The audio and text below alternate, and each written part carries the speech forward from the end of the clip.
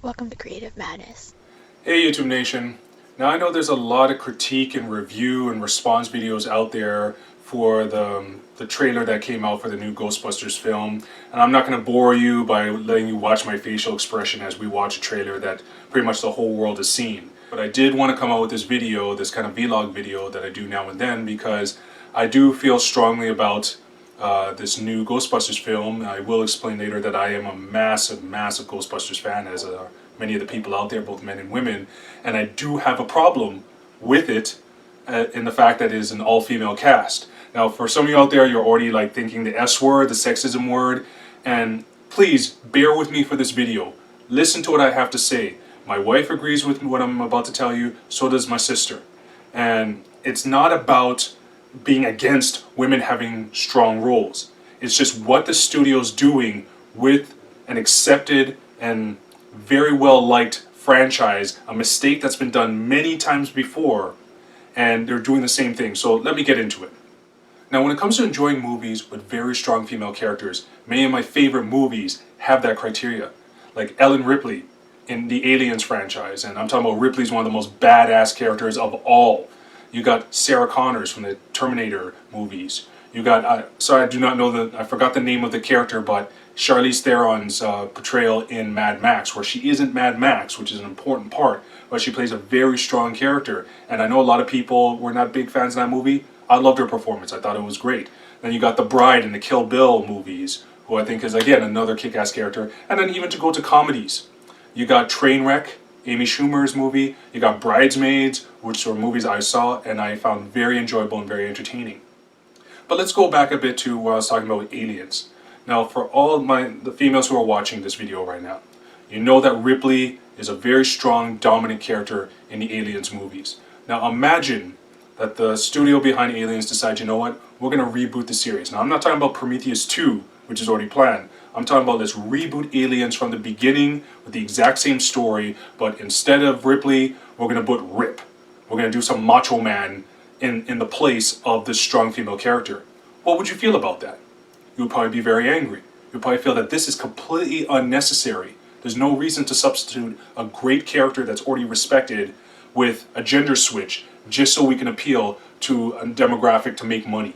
Imagine Sisterhood of the Traveling Pants, except we're going to remake Sisterhood of the Traveling Pants, but make them men. Would that make sense? Would that make any sense for fans of that movie? Just because you know that men didn't really watch that movie, but you want men now, so you're going to make Sisterhood of the Traveling Pants starring guys. And that's one of the core points I'm trying to make with this video.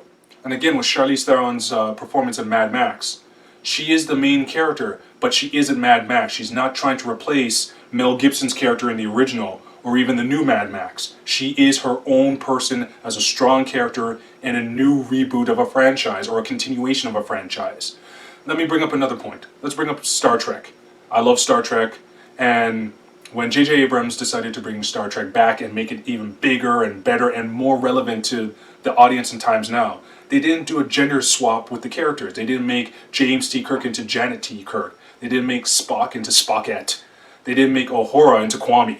You know, they didn't change the characters. They kept the original timeless characters that people love and enjoyed for decades and just made them more relevant to today, where old school fans will enjoy it, but new fans will enjoy it.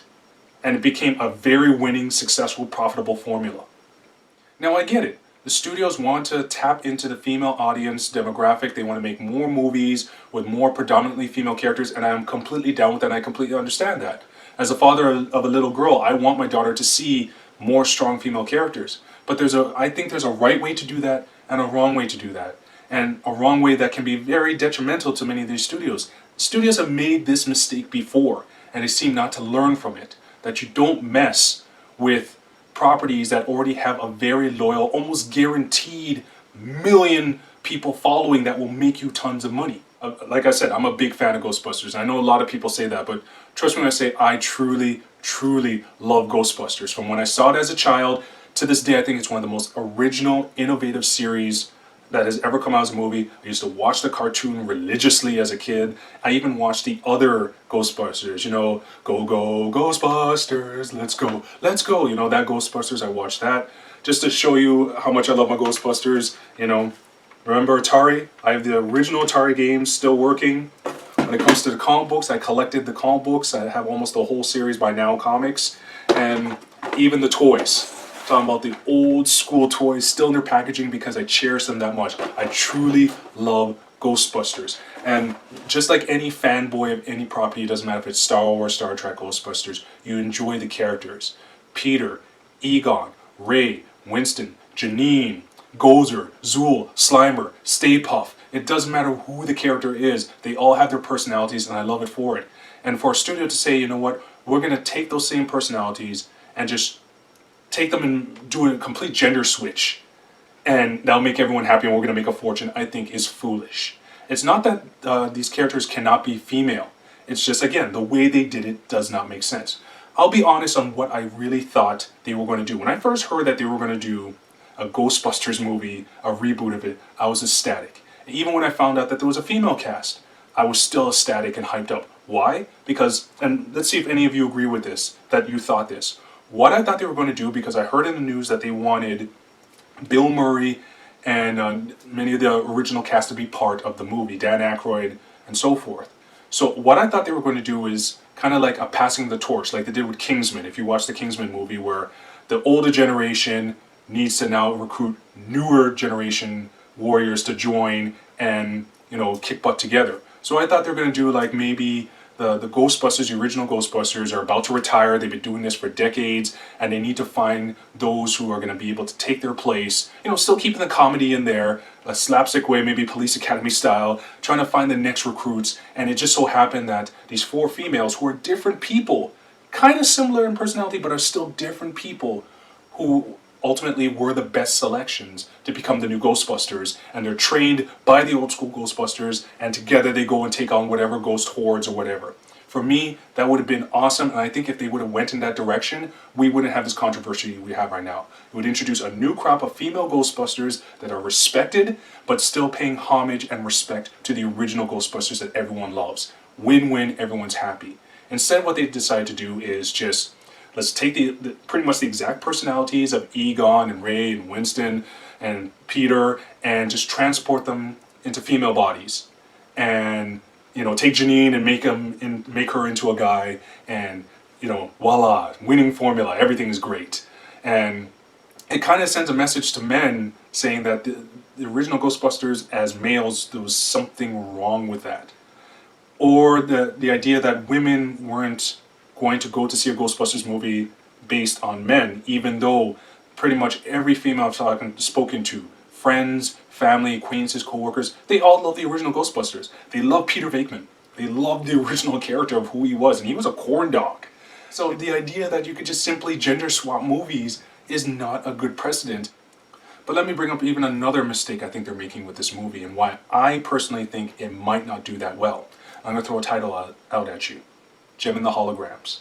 Do you remember Gem and the Holograms? A movie that was hyped up, that was, again, taking a classic 80s property with millions of dedicated fans, already a female property, let's be honest. I watched Gem and the Holograms as a kid. I was in the 80s, I watched any cartoon, I didn't care what it was. But it was a mostly female audience, so no controversy about gender whatsoever. Millions and millions of fans worldwide, and it bombed. It bombed horribly. Why? Because they made the same mistake that the Ghostbusters movie is doing. They're taking something that already has a set fan base, has a loyal fan base, that's already fully immersed and understands the concept as it is. And to get a new audience, you pretty much ignore those people to try to reformulate the movie. And as I said, you don't have to take my word for it, it was an epic, horrible bomb. The core audience, I had 2 friends who went to see it, and both of them hated the movie. One of them, she actually walked out even before the movie was over because she was so disappointed in it. And that was Hollywood taking almost guaranteed gold and making it into coal. And this has been done time and time again. Remember Catwoman? Yes, Halle Berry and spandex, but the movie itself was completely out there, had nothing to do with the Batman universe or even the Catwoman universe. The director just felt like doing whatever he wanted to do. Then remember The Legend of Chun-Li, or whatever that horrible Street Fighter movie was? Again, said audience could have guaranteed made millions. Instead, they just decided to do whatever they wanted to do with the property going a completely different direction. And then let's not forget the horrible Dragon Ball Z live action movie that they did. This has been done over and over again. These studios have lost millions doing this, yet they don't seem to learn. So will I watch this movie? Again, I am a Ghostbusters fan, so yeah, sure, I'll go watch it. Are my expectations high? Not at all. Do I think it's going to be corny and campy instead of really funny and entertaining? Yeah, I think it will be. Because they're more concentrated on making sure it is girl power and not good story, let's entertain, let's set this up for a sequel. I said I have nothing against girl power, and as I said in the beginning of this video, that strong female characters done right can hold a movie, hold it on its own, like Ripley, put on the back and carry a franchise going into decades. Nothing wrong with that. A good funny movie like Bridesmaids or Trainwreck are timeless. But this is not about a good, strong, female-oriented movie. This is simply about a studio who's trying to pander in a way that is pissing off a huge part of their audience.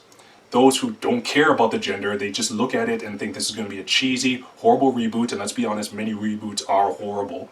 I hope that these trailers, they don't show, maybe, we could all be wrong and it could be incredibly entertaining, but from what we're seeing right now, it's just the wrong direction they're going in.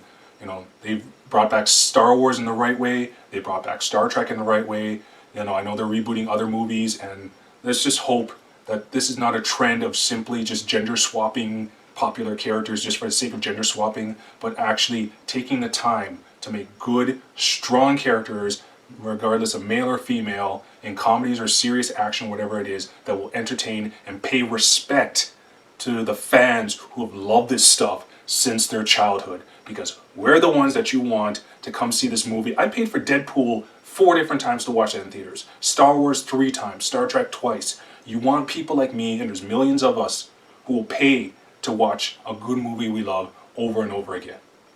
Don't give us the middle finger. Have some respect. So that's my thoughts. Please leave your comments. I know this was a long video, but I want to be more specific and give more information than just harping about them being girls or harping about this. I wanted to really give you some insight on what I believe, and I would love to know what you think. Alright? So thank you very much, and see you when I make my next video. Take care.